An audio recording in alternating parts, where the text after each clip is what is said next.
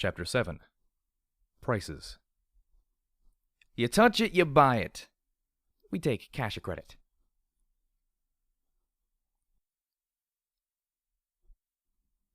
I'm a killer.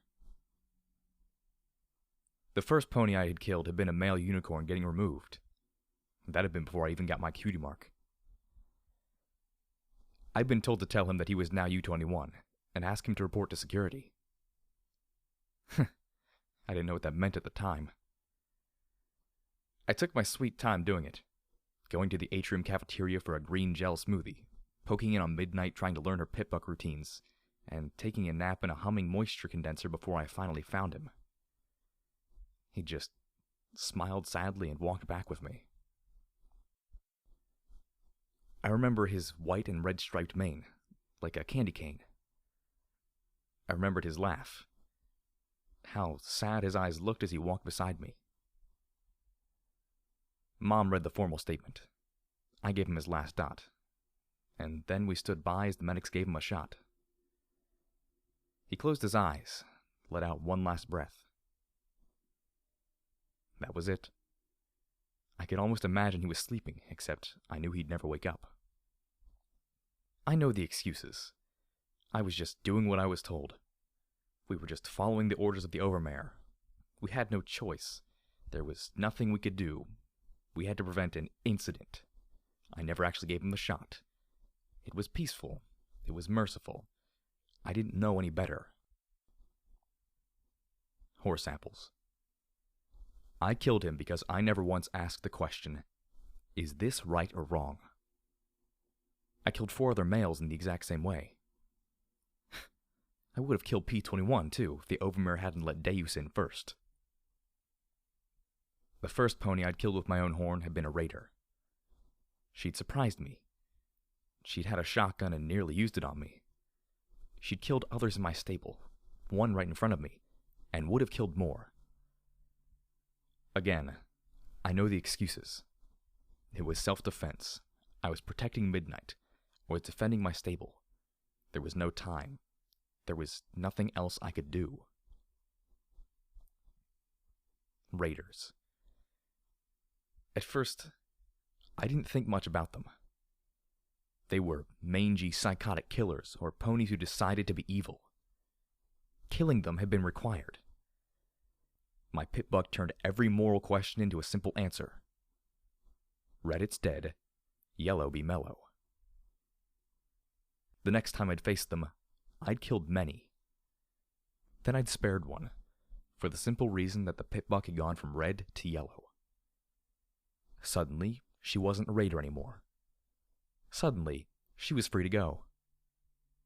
I even laughed while she fled. I deserved to be shot in the back. Scoodle was the next pony I'd killed. Hers was the first death that actually got to me.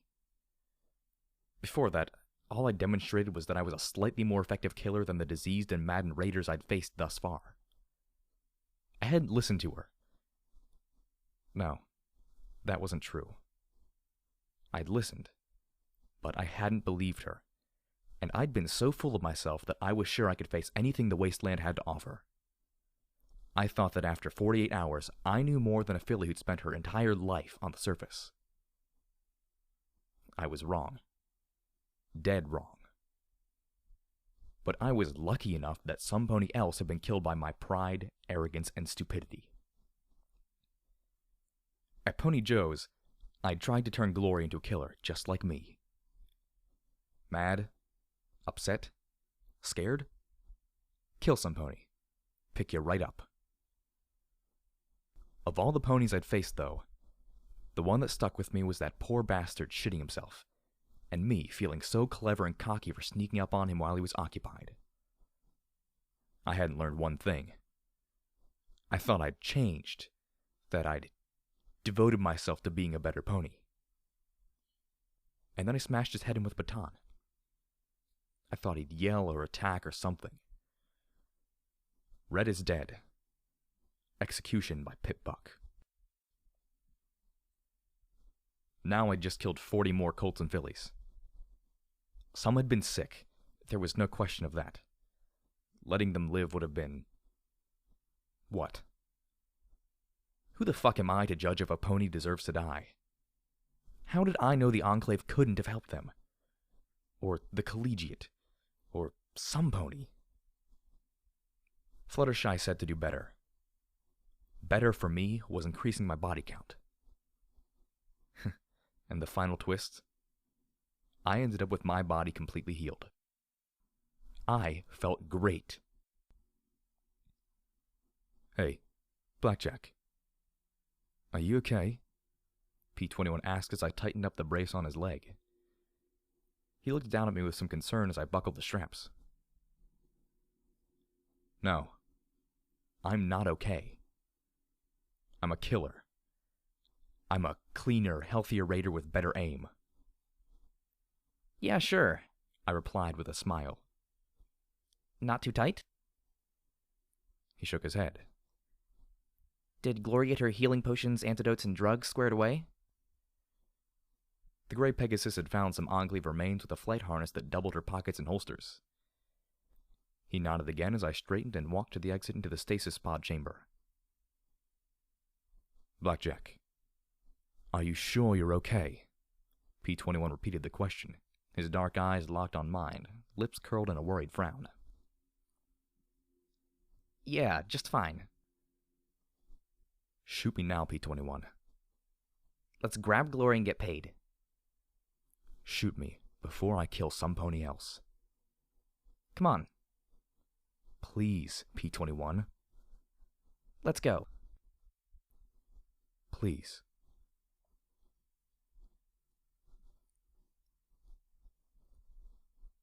Prince Splendid was not happy. The Collegiate ponies were not happy. I really couldn't care less, but I didn't want them killing each other once I left. The Collegiate can figure out what systems work and don't work and see if they can reproduce some of the more powerful spell talismans. The Society can feed them and keep adequate guards so they can work without being harassed. I looked at Splendid with a level stare, seeing him start to fidget and frown. They can also see about getting the stasis pods to work again to deal with your problem, and you'll have first dibs to their findings. He opened his beautiful mouth and closed it once more. I stared into his eyes, unblinking as I felt my horn twitch. Finally, he smiled and said graciously, "That will be acceptable to the Society." And you? I said as I looked at Archie sharply. If some pony comes needing medical help, you try and help them. You've got a whole hospital to scavenge. I know you'll find enough. Charge caps if you want, but help. Do better, I said as I glared into his eyes, stressing each word. He swallowed hard and backed away so quick he landed on his rump. Right, sure. The Collegiate is always happy to help. I'll make sure my superiors know when they get here. Archie stammered quickly. I looked up towards the broken dome atop the interior chamber. Also, keep an eye out for the Enclave. I don't know why they were here, but they were after something and they might be back. Hopefully, Glory would fill me in soon on what that something might be. I knew she'd found more than just parts for a beam pistol. Prince Splendid signed the note to Bottlecap to pay me for his contract, and with no further delay, we were on our way back. I took point, as usual, letting the pair trail behind me. Glory was showing off something she'd found. It's called a battle saddle. Most of the security forces use them. They let us handle larger guns without occupying our mouths, Glory said as she fiddled with the strange harness she'd found. It looked more to me like some kind of weird bondage gear with beam pistols attached. I wasn't quite sure she knew how to work it. As we followed the road back east, I walked slow and steady. My head crashed over and over with what I'd done, pushing the mystery of EC-1101 from the forefront of my thoughts. Maybe I should have turned the kids over to the Collegiate. No. While they'd been fascinated by the notes I'd found, they'd been relieved that I'd disposed of the foals. Not their problem. The Society? Pfft, same. Every pony was glad they didn't have to deal with 40 traumatized and dying young. She's not okay, P-21 muttered softly. My jaw set. I thought she was going to shoot both of them if they argued, Glory replied in her own whisper. I glanced back at both of them and didn't say a word. Glory immediately stepped back a few steps. P-21 just looked sad. Blackjack. What? There was no good answer to my question. I was so angry it felt like a broken Sparkle Cola bottle. It wasn't your... Shut up, I snapped. And I was glad to see him angry. Because if he was about to say it wasn't my fault... If it wasn't my fault, was it his for leaving the choice up to me? Glory's for not stopping me? The Enclave for reconnecting the mainframe to the maintenance robots? Redheart? Fluttershy? Should I just blame ponies who fucked up 2 centuries before I was even born? Celestia? Zebras? Who was to blame? Who had to pay for what I'd done? Some pony had to pay the price. Better me than P-21. Maybe if he was smart, he'd ditch me before I got him killed. They'd be better off together without me. Perhaps in a few months they'd find me frothing mad, psychotic, and put me down. I was so preoccupied that I walked right into the ambush. It didn't help that I hadn't reactivated my EFS after the interference in the hospital. As I walked past an overturned sky trailer, there was a resounding bang, and the familiar shove of buckshot against my barding from behind. Tally up a new bruise, but nothing penetrated. I looked up at the 2 ponies in the trailer, shotgun reloading as another gripping a pool cue jumped out at me. 2 more stepped out of another overturned carriage. Out came the automatic pistol and Sats popped up. 4 shots to shotgun's head. Execute. Then I noticed that instead of turning his head into meaty goo, the 2 shots that hit just sparkled off his hide. Shit. I'd forgotten I'd loaded the clips with shock rounds. Great against robots, but lousy against everything else. Pool cue swung with all the strength she had, but I raised my pit buck and let the wooden shaft shatter on its casing. My horn glowed as I plucked a foot-long shard with my magic, seized her shoulders with my hose, and drove every inch into her eye socket. 1. Glory flew above, her aim wild as she tried to get her battle saddle to work. P-21 had his binoculars out. Blackjack, 5th one on the hill. Sniper! I wasted no time. When shotgun reloaded, I heaved the female's body into his line of fire and felt only a sting of a pellet or 2. Then I was in the trailer with him. I had no wish to use a whole clip of ammo, so out came the baton. He backed away, but there was nowhere to go. His hiding spot was also a dead end.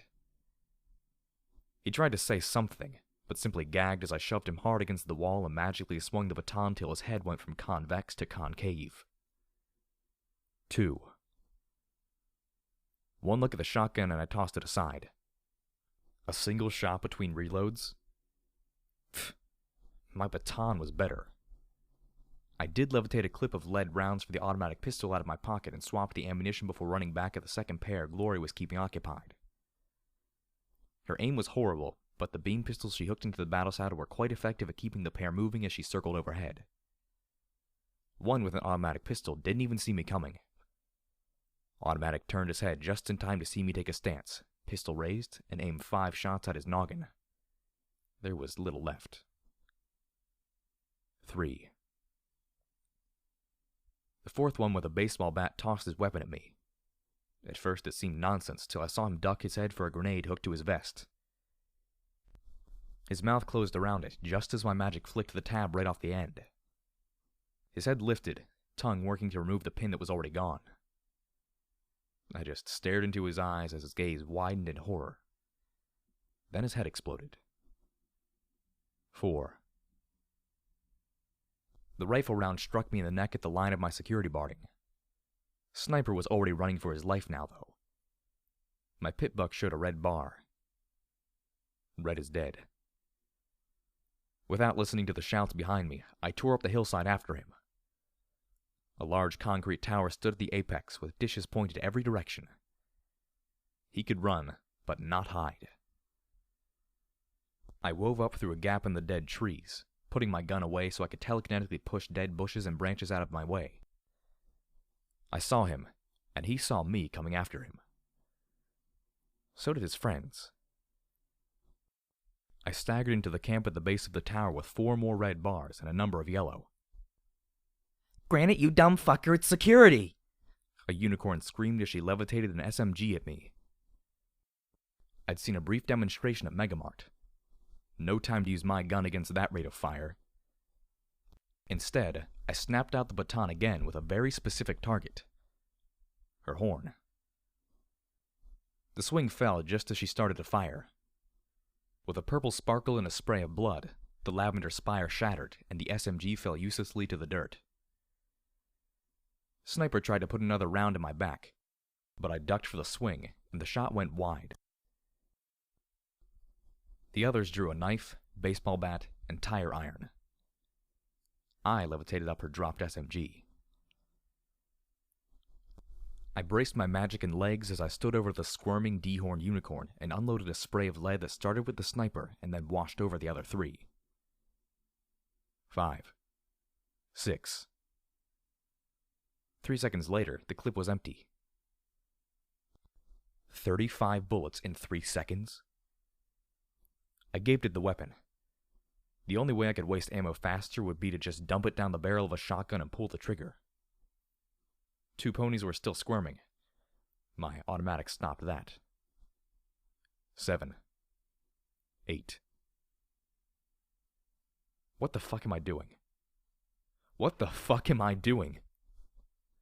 The automatic started to shake in my telekinetic grip, and I dropped it into the dirt. They'd been done. Why did I just kill them?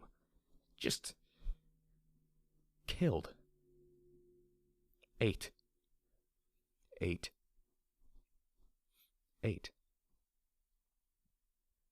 Thank you, some pony whispered from nearby. That was when I noticed that these raiders hadn't been alone. There were at least a dozen ponies chained together in a row by collars. They were filthy, many bloody. The dehorned unicorn lay curled up, hooves pressed to the sheared-off stump of her horn as she shook. I'd once heard that getting your horn smashed was like having all 4 legs cut off. It'd take some serious magic for that injury to heal. What the fuck is going on here? I'd seen plenty of raiders. These weren't raiders. Not unless they were going for a full-on 12-course banquet. P-21 and Glory ran up from the road. They're slavers, the lead pony in the chain said as he stared hard at the unicorn. Slavers? I asked, frowning in confusion. The lead pony looked a little concerned that I didn't recognize the term. I thought they were raiders. Not much difference except in the levels of crazy, He muttered. Not every wastelander is a psychopathic cannibal, He said as he looked at my stable barding. Slavers round ponies up and sell us to places like Paradise, Appaloosa, or Philadelphia. The gray pony glared at the squirming unicorn. I knew that glare. They work a pony to death, and it doesn't take long. 9. My head started to count. Blackjack, P-21 said in worry as I lifted the SMG, ejected the clip, and loaded it with explosive rounds. Glory landed next to me. Blackjack, stop. Please. Red rage boiled in my vision, and I ignored them as I pressed it against the unicorn's head. 9. What the fuck is wrong with you people? Aren't fucking raiders enough? Why the fuck are you doing this shit? Why? I screamed in her face, pressing the short barrel against her clenched eye. Am I going to have to kill every single fucked up pony in this goddamn wasteland just to end this shit? Am I? I roared as I stared into her terrified eye. I gotta survive. She whimpered as tears ran down her cheeks. I've got a kid. If I pulled the trigger, I wouldn't stop. 9. Not ever. Make it 9. But here was a pony willing to sell ponies for caps. I could almost forgive raiders now. They were at least crazy. She'd chosen to perpetuate this nightmare. Her life was forfeit. I just had to end her. End everything. Make it 9. Be strong. Be kind. My grip on the SMG trembled as I slowly pulled away from her eye. Well, how's that working out for you? I snapped. 8 was enough. 1 was enough. Fuck. I was crying now, too. I tossed the SMG aside, grabbed her head between my hooves, and clenched it as I stared into her eyes. Get the fuck out of here. Find another line of work. Tell every slaver you know to find another line of work. I see you doing this shit again, and I will turn you into paint. Do you understand me? I shouted into her face. Yes, she whimpered. Do you fucking understand me? I roared. Yes, she screamed. I shoved her away from me. She took one last look and ran as fast as her hooves would carry her. I saw 14 pairs of eyes all staring at me. Some looked just as scared of me as the unicorn had. Others appeared angry I hadn't ventilated her. Fuck them if 8 wasn't enough. My death count was 1 less than it could have been. I looked to P-21, saying in a shaky voice, Unlock them. Please. I walked away from the slaver camp. I found a rock and pressed my face into it, wrapping my forehooves around it. And I wept, choked, and sobbed. Then I felt a hoof stroking along my mane. I peeked up at Morning Glory, and she gave me a soft smile. You did the right thing, she said gently. I lifted my head. I wouldn't know the right thing from a hole in the head, I said as I curled up on the rock. I wanted to put every round into her, reload, and do it again. Blackjack, Glory said quietly. I wanted to kill her too. Slowly, I raised my head to stare at the delicate, compact Pegasus as she closed her eyes. At first, it was because I thought she was a raider. But when I saw they were slavers, I wanted them dead.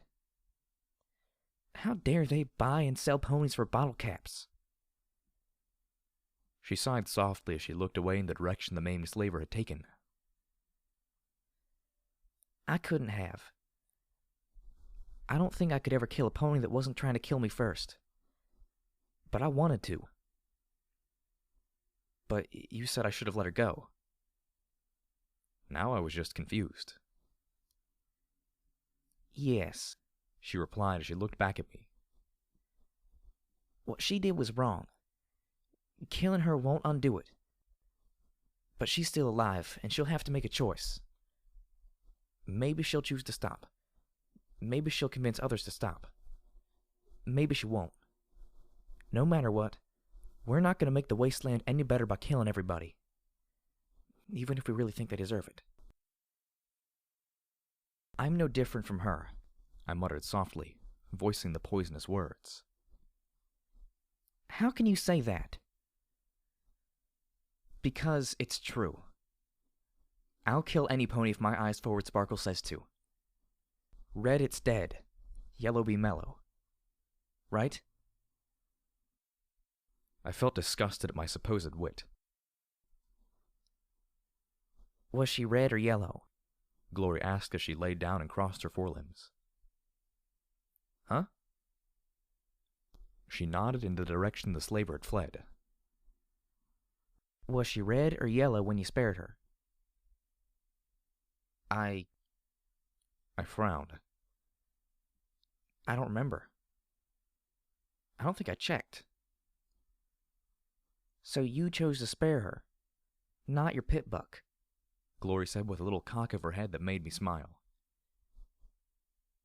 You're a killer, Blackjack, but you're not a raider. You can choose. You care enough to choose. Right, I muttered, and gave her a smile. Clearly it was what she wanted. Well, we should probably head back then. She rose to her hooves and flew up and over the trees, back towards the camp. I hesitated. She was right. I could choose. I chose to kill 40 colts and fillies. No pep talk or show of mercy would change that. There was a price to be paid for being a killer, and I was going to pay for it.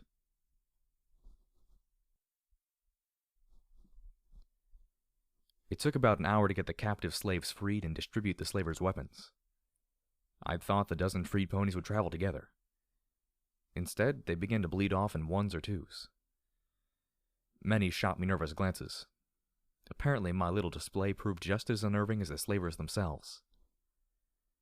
The gray colt in the lead got the SMG, though I'd replaced the bullets.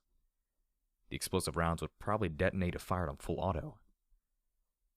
I probably could have sold it for enough to replace my shotgun, but at that moment I felt so damn numb I couldn't care less about caps. They headed off north, perhaps because I'd already wandered around it and cleared most of the raiders. The gray pony with a bow tie cutie mark was the last to go. I'm headed down to flank, he said with a grateful smile. If you ever get that far south, look up Frisk. I'll see about putting a good word in for you. I didn't deserve a good word. I deserved a good warning. Blackjack. Contents under pressure. Highly volatile. Reacts poorly to bullets. Once we were alone again, Glory took her time seeing to my spreading bruises. Nothing serious, but I was thankful for the relief. Then I watched with a detached, surreal feeling as she took the dropped knife, tested the edge, and started sawing off the head of one of the slavers. My eye twitched slightly at the sight. Glory? What are you doing? She didn't seem like the kind for desecration. She jammed the knife between the vertebrae and gave a sharp twist. I winced at the loud pop. Well, you were talking about raiders, right? Was this rehearsal? I got to thinking. Why are raiders so aggressive? They attack every pony on sight. Even if they already have food, they attack. The only time they flee is in the face of overwhelming odds. So I was thinking that if I could examine a raider's brain compared to a non-raider's brain, I might be able to detect something. I doubt Bottle Cap will be okay with us bringing in heads, I pointed out as she wrapped up the intact noggin. Besides, what are the chances we'll run into raiders between here and Megamart? I had to ask. The fight with the raiders proved terribly short. 9. Almost disappointing. 10. There were only 4 of them, and they didn't have a gun between them. 11. Glory got her second head and looked decidedly happy about the fact. 12. Walking back, P-21 asked about the radio. I hadn't turned it on since that broadcast by DJ Pony, but it'd be hours to reach the finders. Well, nothing hostile on my EFS. No excuse not to turn it on. I had to admit, I liked the music. So much of it was upbeat. The parts that were sad were also a relief. When DJ Pony came on, I cringed. But he just warned folks around New Appaloosa to keep their eyes out for trouble and to watch out for each other. Occasionally he referenced other ponies fighting the good fight all across Equestria. One that he called the Stable Dweller seemed to have completely shut down a town of slavers. Now that was impressive. I doubted the stable dweller would ever kill a room full of helpless ponies. And for all you folks out east who feel like you don't have a stable dweller of your own, here's a little heads up on what security's been up to. Yes, Huffington, she's been busy, busy, busy. If you thought cleaning up the Manhattan Highway was impressive, you should see what else security is doing for the hoof. It looks like the Fluttershy Hospital's open for business again, courtesy of... Whoa, this report can't be accurate. It must be. Looks like security actually got the eggheads and the blue bloods working together. Talk about a miracle. And it looks like she's got a bone to pick with the slavers in paradise. Let's play the audio. I froze dead in my tracks as my voice, slightly strained and tinny, played out from my pit buck. Get the fuck out of here. Find another line of work. Tell every slaver you know to find another line of work. I see you doing this shit again, and I will turn you into paint. Do you understand me? Do you fucking understand me? Followed by her cry of yes. Did I really sound like that? Looks like the security mayor is just reminding Paradise that ponies selling ponies who work ponies to death is just wrong. And security doesn't like wrong. So in light of that, Huffington, this is just for you from Sapphire Shore's hit. Whatever else he said, and the heavier beat that started went ignored as I felt numb from horn to hoof. I sat down right in the middle of the cracked road, then turned the radio off. Looking at P-21, I gave him my sweetest smile. Shoot me. Please. Please, please, please. Like it or not, you have to admit DJ Pony is helping you. It's clear that the Finders and the Collegiate were only willing to work with us because he told them what you'd done, Glory said with a curious smile and tilt of her head. So why resent it? I sighed. How to explain it without saying the wrong thing? It feels like a lie. Like he's playing up all the best parts and overlooking what really happens. Sure, I got the society ponies to work with the eggheads, but what about all the other stuff that happened? Would DJ Pony give me such high praise if he'd known what I did back in the hospital? Even playing that recording, like I'm going to take out every slaver I come across. Are you saying that if you did come across a band of slavers and your pitbuck labeled them yellow, you'd let them past? P-21 asked skeptically. No, of course not, but... And how did DJ Pony put it? Ponies selling ponies to ponies that work ponies to death needs to be stopped? Damn it. They were both smiling. I felt my heart start to pound. Yeah, but... Then what's the big deal? Let them call you a hero, P-21 said with his sure little smile. And just be a hero. I am not a fucking hero, I yelled at him, so angry I was glad that I wasn't holding a gun. 13. Oh, wait. I kill ponies that try and kill me, or try and kill ponies who don't deserve it. I didn't kill those slavers because they were evil and wrong. I shot them because they shot first, and my pit buck was red. 13. If I hadn't chased after that sniper, I wouldn't have had a clue there were slaves up there at all, I said, watching their smiles vanish, seeing the gun tremble in my magical grip. I couldn't catch my breath as I covered my face with my hooves. 13. I felt my magic tighten more and more on the automatic's handle. Every part of me was shaking as my breathing became louder and louder, faster and faster. I saw a snapped-off tip of knife rammed into a skull. 1. I saw a teal foal torn in 2. 20. My body felt like it was burning up as I felt P-21 shaking me. Or killing me. Whichever he decided. I saw a skinned Pegasus pop out of a box on a spring. Everything started to spin as I felt like I was falling off the world. I clenched my eyes shut, but all I kept seeing were ponies dying. An eyeball popping out under my baton. 22. A head disintegrating as I raced out the tunnel.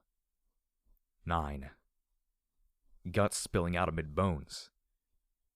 20. Automatic fire tearing holes in 3 ponies. 73, 4, 5. Pushing a button. 27 to 67. My heart beat harder and harder, and I could make out the distant sounds of them saying things to me. Guts spilling from my torso. I felt like I was falling into the sky to break against the dark clouds overhead. The roaring in my ears chased me into the blackness. What was the price for killing so many?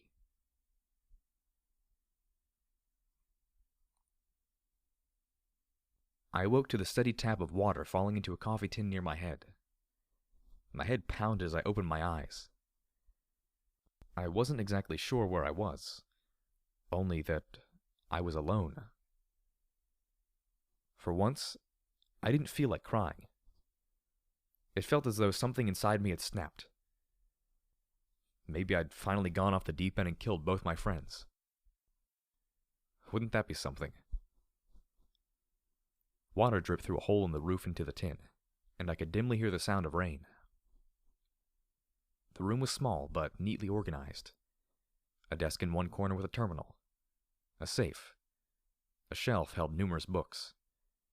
A refrigerator in the second corner. Wastebasket. Then I saw a cot I occupied in the third corner. I saw a toilet and sink through one open door. A faded plastic banner hung near the ceiling reading, Megamart. Always lowest prices, always highest quality. Lowest prices. There were other things, too. Little hints of a world before this one. The Megamart Employee of the Year had been some pony named Boxcars. There was a little award for record profits selling canned and preserved foods and ammunition. A strange photograph of 2 groups of soldiers in the parking lot, one in green combat armor and the other zebras with red stripes. A curly-maned mare with purple glasses bumped hooves with a red zebra filly. The caption read, Macintosh's Marauders invade Megamart with the red stripes. Great deals ensue. I was back with the Finders, which meant that my friends were probably alive. I felt a little relieved at that thought. I should have felt more relieved. Slowly I rocked back and forth before tipping over onto my hooves. I could only assume that this was Bottlecap's office, though why I was here I didn't have a clue. My stomach felt like a pit, but there were some biological urges that needed my addressing. Once I'd flushed, a drink of rainwater from the tin helped alleviate some of the pounding in my skull. Welcome back, Bottlecap said softly from behind her desk as she casually turned the pages of a book, making me jump. My magic immediately grabbed for weapons that weren't there. It took me a moment to finally sit back on my haunches and blink at her as she scanned a hoof along the page. You are a very quiet pony, I muttered, feeling embarrassed by my alarm. Not really. You have very noisy bowels. Leave the fan on and close the door, she said as she continued to read. I reddened, but did as she asked, feeling apprehensive. I expected a question or comment, but Bottlecap didn't say a word as she just read. Then she said softly, Your friends have handled the transactions while you've been indisposed. They took your barding to be repaired. I recommended some additional protection. 425 caps for the glands, 2,500 from the society account, 2,200 from the Orion Brotherhood. You're halfway to your goal, minus the cost of resupply. News that we'd amassed a small fortune in caps didn't do much for me. Did they tell you what happened? I asked as I sat back down on the cot in that vertical fashion that drew a curious look from Bottlecap. Should they have? You were unconscious when the three of you got here.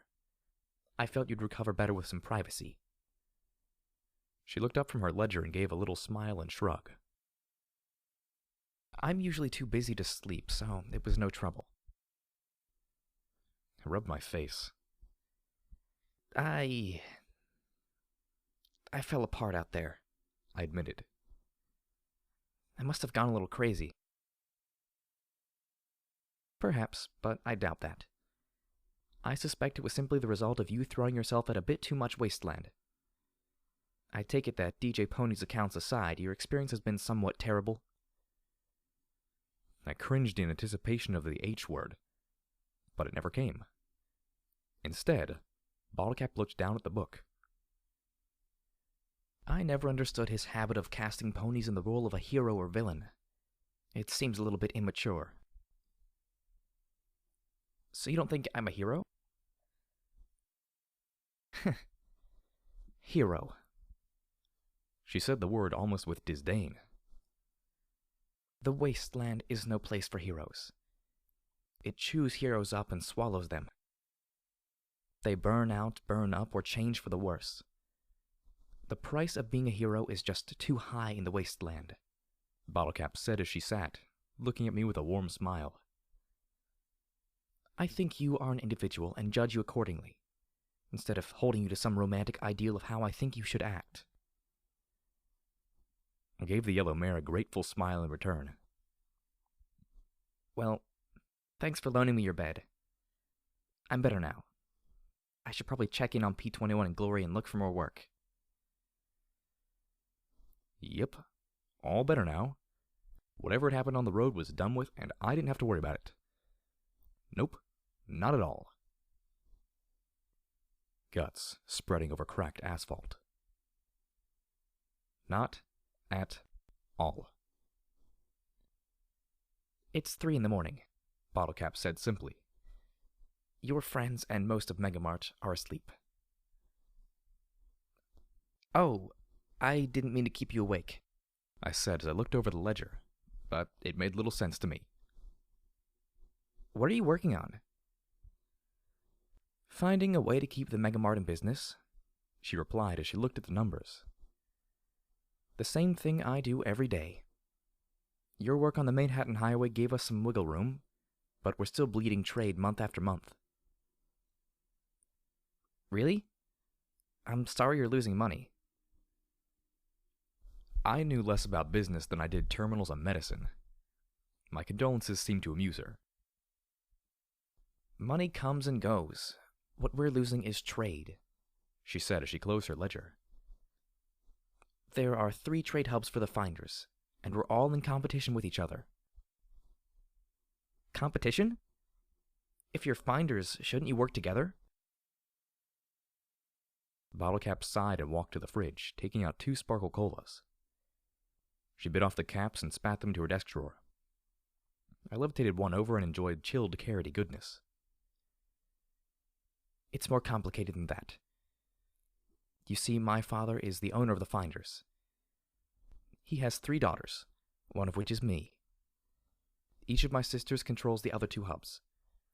Unfortunately, my sisters and I have differing economic philosophies, she said with a scowl and a regretful sigh. When father dies, one of us will assume control. I'm sure you see the dilemma. I'm afraid I still don't get it, I replied. Sorry, I wish I was smarter about this whole marketing stuff. One good thing about talking with Bottlecap, it occupied all of my brain power. I barely thought about pushing a button. Barely. I swallowed as I felt my hooves shake on the bottle. What, you don't get along with your sisters or something?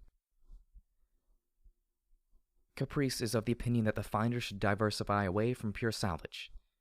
She peddles sex and chems to any pony willing to pay for it from the Finder's hub and flank. She sees nothing wrong with sucking every last cap out of an addict. She's quite experienced at that. She scowled in thought, then glanced at me with a small smile. As you can guess, she simply thinks I'm a prude. I don't understand. Isn't getting caps the point of business? What would be the point of having a pile of caps? To swim in? Bottlecap said with a smile as she dug out one of the caps and held it up. This is just a stamped piece of metal. What matters is trade. Taking goods for caps. Selling goods and getting caps. The amount of caps doesn't matter compared to the trade. If anything has a chance of holding us together, it's trade. After all, every pony needs something. I laughed softly, hoping I wasn't being too rude. Sorry, but you sound so serious about it. How do merchants save Equestria? Is that so shocking? Trade requires rules, understanding, and agreements.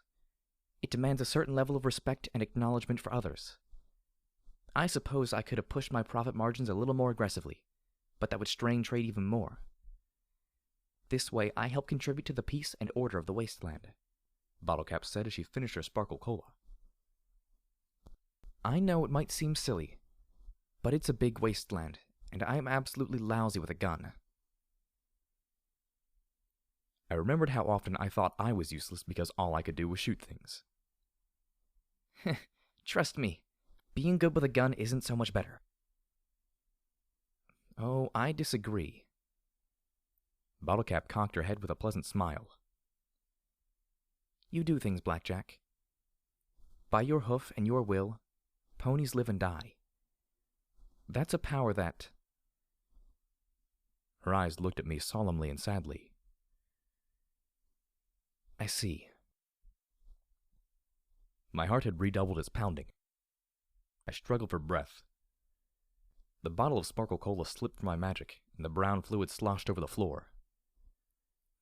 I did everything I could to stop the shaking in my forelegs. It's not a power I should have. That any pony should have.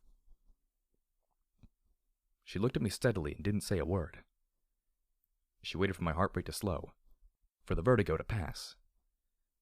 Then she spoke in a softly respectful tone. But it is a power that you have, Blackjack. And it's a power that many ponies are willing to use. Eager to use. I used my power to kill children, I said as I clenched my eyes shut. I could still hear the singing. Why had we sung as they died? 40. I couldn't help myself. I poured out every terrible event that occurred, finishing with what happened with the raiders. Bottlecap closed her eyes, seeming to ruminate on everything I had told her. Then she said quietly, There was no right choice, Blackjack. But I would have done the same thing. Slowly, I opened my eyes to look at her solemn features. The collegiate are fine ponies, but they don't care for fixing ponies broken centuries ago. They're more interested in discovering lost spells and technology. Those foals would have remained as you left them for centuries. They wouldn't have pulled the plug. They simply would have closed the door.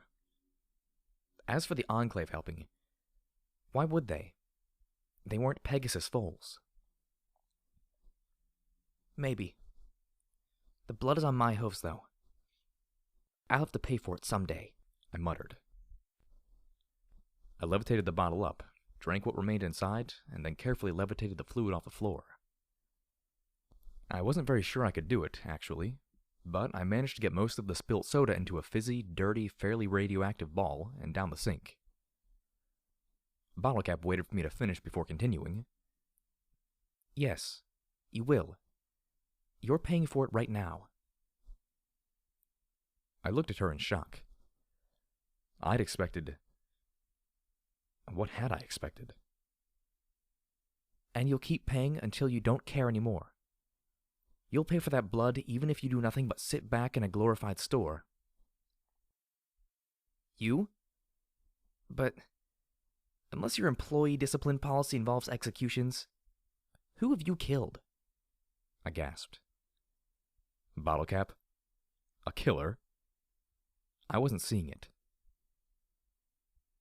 You've seen the bounties posted.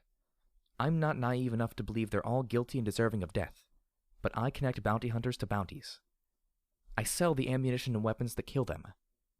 In my own way, I've facilitated the death of thousands of ponies. But I have to hope that in the end, I've helped more than I've hurt. She looked at me, saying levelly, If I lose that, then I'm no better than my sister Usuri in Paradise.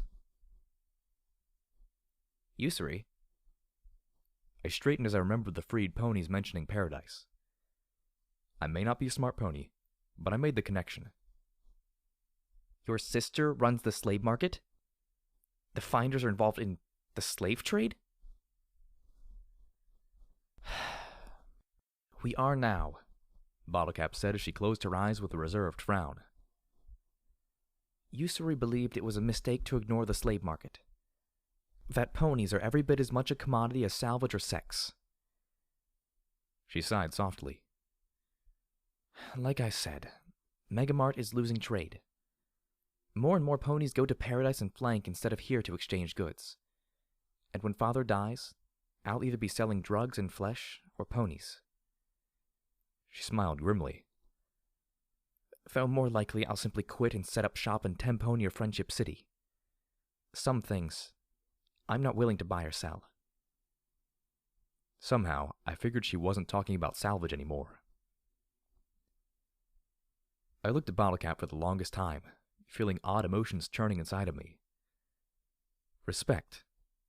No. Admiration. Here was a pony that had lived in the wasteland her entire life and refused to sell out her integrity. Even when it hurt her business, she insisted on doing the right thing. I didn't really think it was possible for business to care more about their effects than wealth. I suddenly had a feeling about how I could pay off some of my debt. So, how do I hurt her trade? I asked quietly. Are you able to?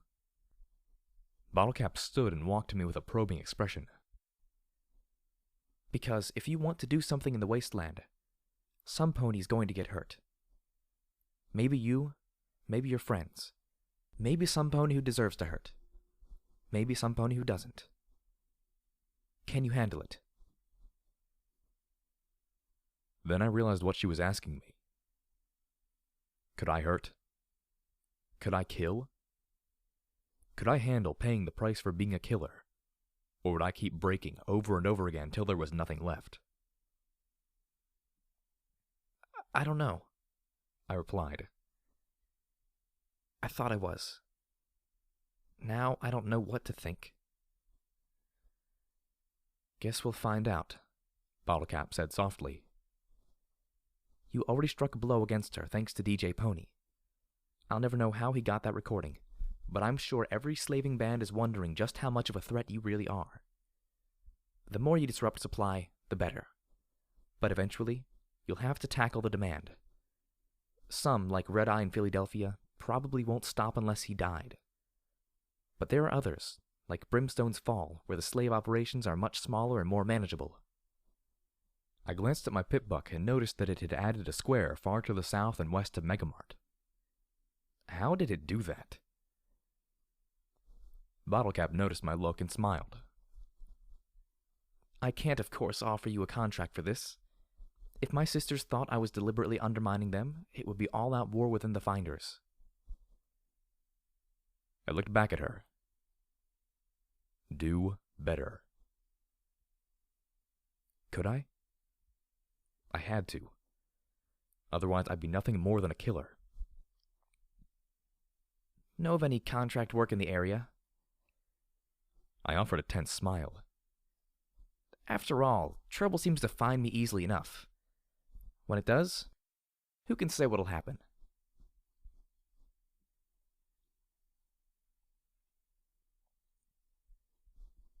The jobs were simple and legitimate. Patrol the Sunset Highway between Megamart and Flank, poke through the Miramare Air Station for some electronic parts, and deliver some mail to Flank's residence. The route would also take me within spitting distance of Brimstone's Fall. If something should happen that put a dent in the demand of the slave trade, well, then it'd not only help the people of the wasteland, but bottle cap as well. I wasn't sure if I was good with this or not. Unlike my first talk with Watcher, I didn't feel much more confident. I still wanted to do better, though. Watcher, DJ Pony, bottle cap. Even the figurine of Fluttershy all told me to do better. Do more. Help others. If I did, maybe I'd be able to come with the terms with all the wrong I had done. Pay my price. Still, first things first. Get a new shotgun and pick up my barding. The specialty rounds were effective, but hell on the workings of a gun. I'd need to save them or start carrying backup shotguns.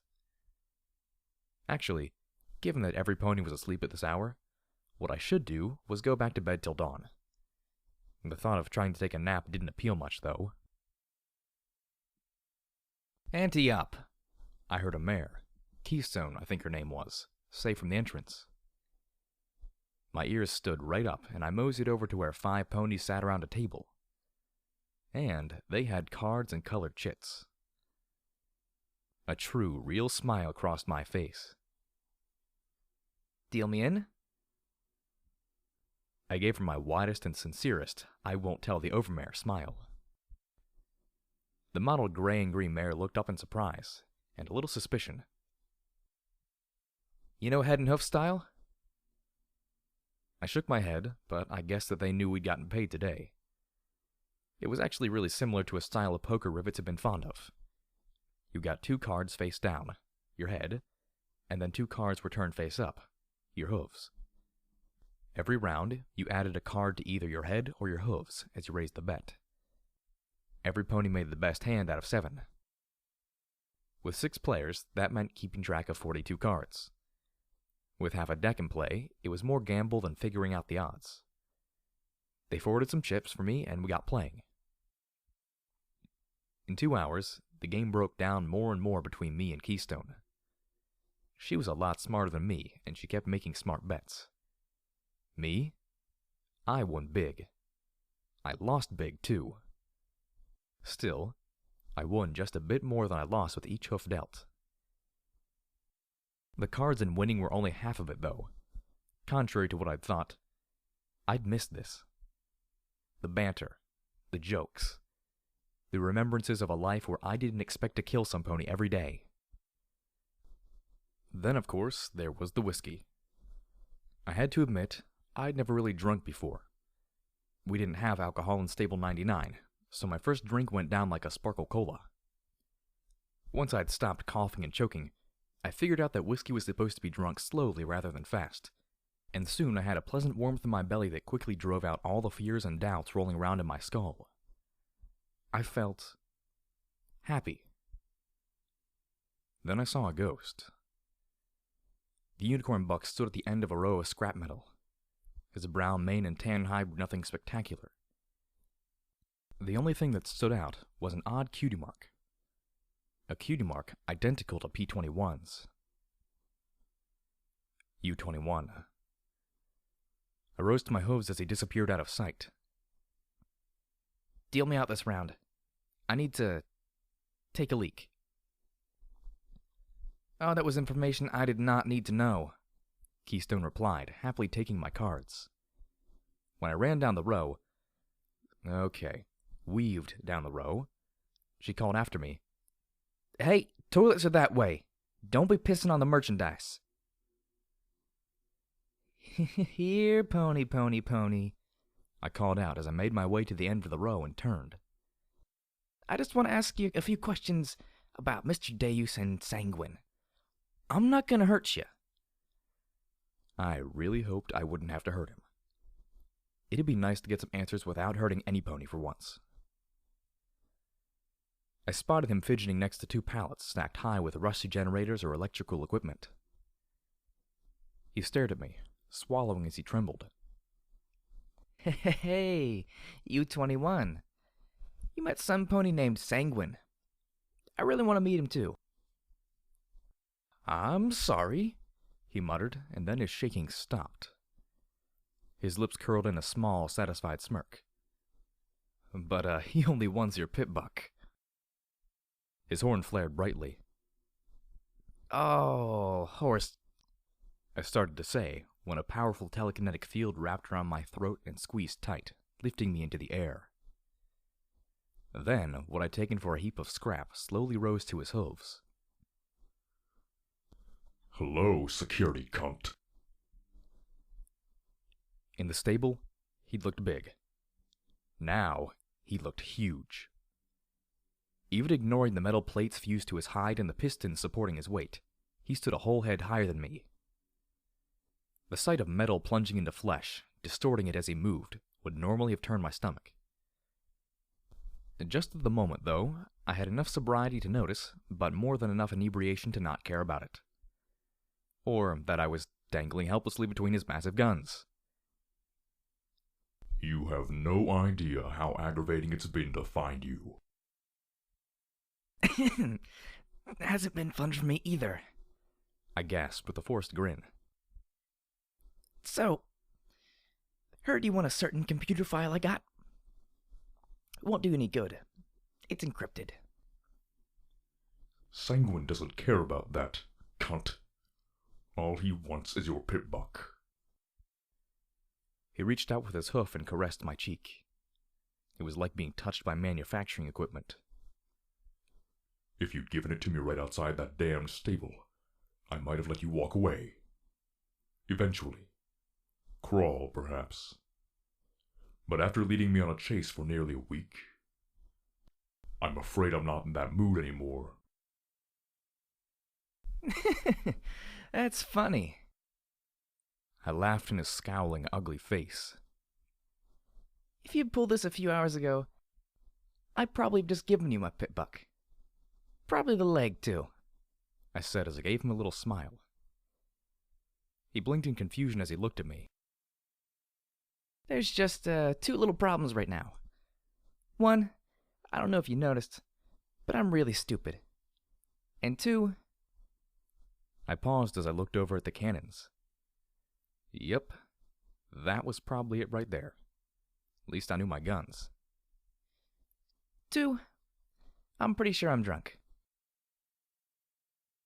And my own magic reached out and deftly depressed the trigger mechanisms on the two cannons pointing to either side of me. The roar of the shots blasted second by second just feet away. Shells sent pallets of scrap flying and tumbling down on U-21, breaking his magical grip on me. I landed in a heap in front of Deus, curling into a little ball. I couldn't hear anything as my ears rang and I went fetal. Oh, thank you, sweet merciful whiskey, for you have taken the concussive beating that comes from hanging a few feet away from a firing cannon muzzle and rendered it into a nice full-body numbness. He stood over me, his mouth working as his metallic hoof pressed down right over my leg. It sounded like he was screaming at me from underwater. What did you think that accomplished, huh, cunt? He started to apply pressure.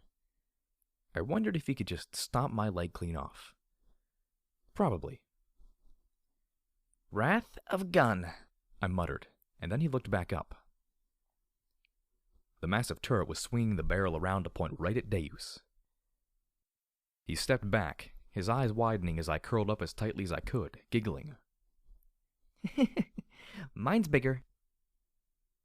Gun fired. Woo! I'm flying. Oops. Never mind. Gravity works. I crashed through the chain mesh draped across a firearm stall and landed behind the counter. Ammo boxes weren't particularly soft. Actually, they were the antithesis of soft. But they did hold ammo. And so, as I lay there behind the counter, marveling at the many pain-killing properties of alcohol, I took said ammo and loaded said firearms. It was a crazy time in Megamart. I could make out the long, drawn-out sound of Deus shouting his favorite word. Keystone and the other ponies were scrambling. Gun was tracking Deus, but not firing. And me? I was staggering out from behind the counter with my new... shotgun? Rifle? It was all kind of blurry at the moment. Oh well. I could tell the business end from the trigger, and that was all I needed. Hey, Deus. You still want my pit buck? You can have it when you pry it off my cold, dead... Oh, vomiting. Not nearly what I've been going for. Oh look, there was Deus. -1 gun. It looked like he'd missed getting shot by gun, but his gear hadn't. That made him keel over with every step as he fought to keep his balance. I blew him a kiss. He blew one back. Oh, wait, no. That was a shell. It was only luck and him being so off balance that kept me from turning into a blackjack-colored stain. Another low, deep crump from overhead, and the shell buried itself in the concrete, throwing rocky debris everywhere. I guessed Gun's shells didn't go boom like Deus's. It made sense being inside and all. Off balance and heavy as he was, Deus was still a quick pony. "Hey Deus, I got a gun too," I shouted. Or, I think I shouted. I might have just said, "Hey Deus, I got a gun too." But he was charging and I really had no time for elocution. Instead, I pointed my gun thing and fired, hitting Sats as the shell left the barrel and rocketed towards him. Wait. Sats, then fire. Sats, then fire. Canceling Sats. I watched as the shell hit Deus right in the chest. Damn. I'd wanted to aim for his head. Then Deus exploded. I looked down at the weapon in my magical grip, focusing on the bleary letters. Grenade... launcher? I thought you just threw him. Unfortunately, Deus was not a dead pony. He wasn't a happy pony either. Actually, looking around, there were a lot of unhappy ponies. Well, not me. I was happy. I had a tummy of whiskey residue and my head was going around and whoo. P21 and Glory found me and immediately started pumping healing potions into me. Funny, but why did I hurt more when I was healed? The spinning and the underwater noise receded, and I became aware of the copious amounts of blood coming from my ears and nostrils. Heck, I looked like I'd gotten peppered with concrete buckshot. Suddenly, I didn't feel so good. In fact, I was rapidly going from good to, oh, fuck. Why couldn't I stop shaking? They helped me sit up as Bottle Cap, flanked by Keystone and the rest of her security team, kept weapons trained. "This is done, Deus. I'll send the bill to Big Daddy. You two can settle it between you." This isn't done yet. He pointed the hoof right at me. Hand her over, Bottle Cap. I'll pay 50,000 for her right now. "You don't have that kind of money," Bottle Cap said, but I could hear her doubt. "Besides, even if you do, some things aren't for sale." Bullshit, Bottle Cap. This is a store. Everything's for sale. He said with a wide grin. Bottle Cap looked at him with complete disdain. "You've got me confused with my sisters. You don't have a clue what it is you're trying to purchase from me. Now get out, Deus, or I'll sell what's left of you to the ghouls." He glanced up and around, then scowled. Fine, but I got one last piece of business here. He pointed his hoof at me and yelled, Bounty on security. 50,000 caps. You want to collect, bring me her head and her pip-buck intact to the arena. If she's alive, 100,000 bottle caps. Usury will back me up on payment. After all, she's the sister who doesn't give a fuck. He added, sneering down at Bottle Cap. He grinned at me one final time, and then the cybernetic pony walked for the exit. U-21 limped after him, smirking at me with malicious glee. Suddenly, more ponies were glancing at me and muttering to each other. Come on, Blackjack. Let's get you to Bonesaw, P-21 said as he shoved up underneath me. Oh, good goddesses.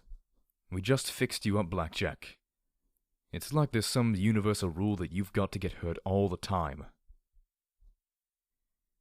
Just the price I pay, I muttered softly as they helped me away.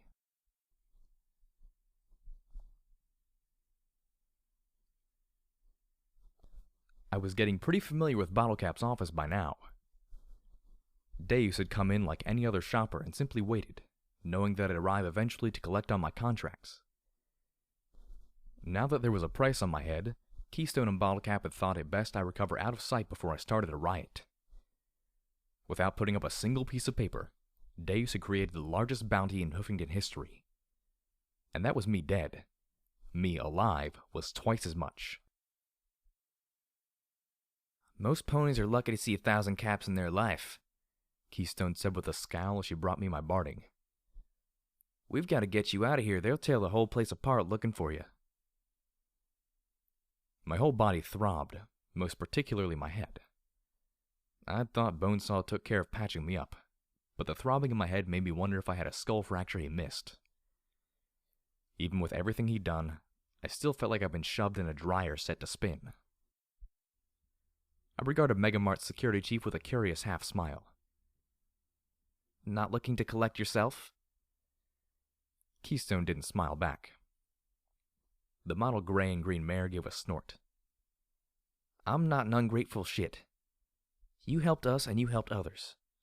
I get my paycheck the honest way now, she said as she tossed the barding down to the cot beside me. Courtesy of your poker winnings. I levitated it and frowned. Why was it heavier? What happened to it? I felt stiff plates sewn underneath the Kevlar weave. Armor plates. I thought you needed something a little more substantial. You get shot way too much, Keystone said with a small smile. I also included something special.